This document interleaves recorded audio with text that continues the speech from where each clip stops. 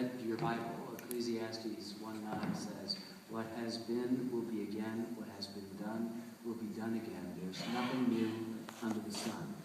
And those of us who are engaged in history sort of realize that there may be cycles to history. I don't really think so. I do think you're probably condemned to repeat what you don't remember. But basically the fact that you learn is that human nature never changes. And so the film about Prohibition specifically, because you asked, and I could almost apply to any film that we've worked on, 20 plus films over the last 35 years, it's the same thing. If we didn't know what the subject was, and I said, and you said, "What are you working on?" And I said, "I'm working on a film about single-issue political campaigns that metastasize with horrible unintended consequences." That I was dealing with a film that was about the demonization of recent immigrant groups to the United States. That it had to do with new sexual mores for women and new understandings of gender and what the gender roles were. That it was about smear campaigns during presidential election cycles. That it was about a whole group of people who feel like they've lost control of their country and were desperately trying to take it back. You would have said I'd abandoned history and we're focusing on our contemporary scene, but those are only a handful of the things that Prohibition, just in the first gathering in, permits you access to. Then it makes you think, well, what is the role of history? We know the past is gone, and a lot of people say, oh, history is failure. What's the relevance? Well, right there, you begin to see the distinction between the past, which is gone, and history, which is the set of questions we in the present ask of the past. And those questions cannot help but be informed by, subconsciously or not, by what we fear, what we hope. So history is actually a fairly good guide to the future and to the present. And in the case of Prohibition, because human nature is the same, it reflects utterly who we are right now, as well as who we were back then. Your great-grandmother was doing stuff that you would be really surprised. When you add the dimension of story, that's how human beings communicate to one another. That's that, you know, when you say, "How was your day?" you don't say, "I backed slowly down the driveway, avoiding the garbage can at the curb, pulled in." I mean, you figure out how to organize events into something more compact. That's every ounce of human communication is story. So history is just saying, what is our collective story? And for a long time, all we did tell was the top-down version. And thankfully now we're telling a bottom-up version. We think that women are important. We think that minorities are important. We think that so-called ordinary people, and I really want to emphasize, so-called ordinary people are important. And that changes history. Those great men did do great things, but also it has to be met in the middle by the myriad heroic acts of others. And that's what we try to do in our stories. You mentioned narrative, and so I want to go to one of the methodology questions that a lot of students asked, which was, how do you take, you say you start out with this topic, Prohibition, and then there's this whole universe of stuff out there, materials that you gather, and so there are two questions attached to that. First of all, where do you get all that stuff? Yep. And also, then how do you suture it together to create a narrative that makes any sense at all? Well, that is it. That's what I do for a living. The first answer is from hundreds and hundreds and hundreds of places, even for a film of Prohibition, which is relatively small for us. It's 3 2-hour chunks. It's not even that, so it's 5 and something. It's literally hundreds. It's a detective work that takes many, many years, and that's exciting. And I can go into details of archival houses and where you get the footage, where you find the music, where you find the people, how you advertised it, dig and do all of that. But also, it's important to understand that most of my colleagues will have a distinct research period, 3 weeks, 3 months, a distinct writing period, 3 weeks, 3 months, and then whatever's produced at the end of it, it's like all learning is stopped. All learning stopped at the end of research. And then certainly the script represents that, and then that becomes the template, the Bible, the guide, to shoot and to edit. So if I were interviewing you, I'd say, "You're this expert on this. Can you get me from paragraph 2 to paragraph 3 on page 7 of episode 4? Thank you, that was great. Could you say it a little bit faster?" That's how things are worked, right? And then when you finish locking the picture, the editing, then you bring in the composer and add the music. We never stop researching. The script is a malleable document. We shoot before the script is done. When I ask you questions, I'm curious about what you know that you can tell us. That means that question 1, when I ask it, may provoke in me 1A, 1B, 1C, 1D, 1E before I get to question 2. I've been in interviews myself when I've been the subject, and people have I've said something provocative, and they've gone, so where were you born? And I just told them in the answer where I was born, they had not listened.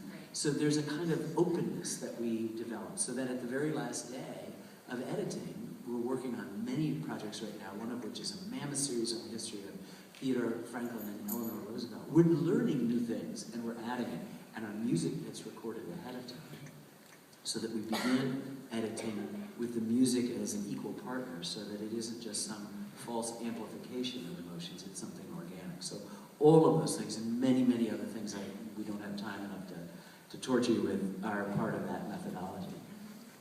How do you then make it a story, though? I guess that's the other piece of it that I think is... Well, I think it goes back to my backing down the driveway thing. You know, maybe at some point you've already been asked, or will be asked, to read Aristotle's Poetics, which is a relatively short essay by someone who lived thousands of years ago, which is basically how you tell a story. And the same laws that apply to Steven Spielberg and Quentin Tarantino apply to me.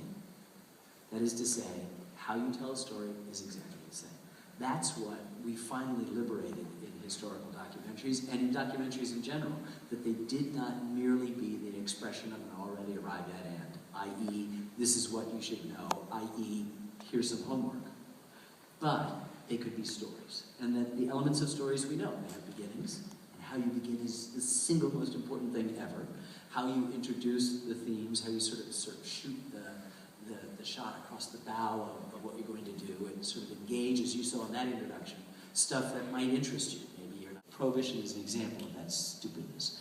It was an idea that was hugely important, and we can't just forget the underlying pain and anxiety that 19th century America felt at what the cost of alcohol was.